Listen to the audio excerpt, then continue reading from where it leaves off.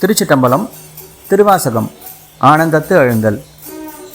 ஐய நின்னது அல்லது இல்லை மற்றோர் பற்று வஞ்சனேன், பொய் கலந்தது அல்லது இல்லை பொய்மையேன் என் எம்பிரான், மை கலந்த கன்னி பங்க வந்து நின் கடல்கனே, மெய் கலந்த அன்பர் அன்பு எனக்கும் ஆக வேண்டுமே.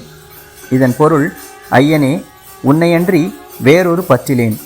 நான் முழு பொய்யனாயினும் உன் திருவடியை அடைந்த மெய்யன்பரது அன்பு போன்ற அன்பை எனக்கு அருள் புரிய வேண்டும். திருச்சிட்டம்பலம்.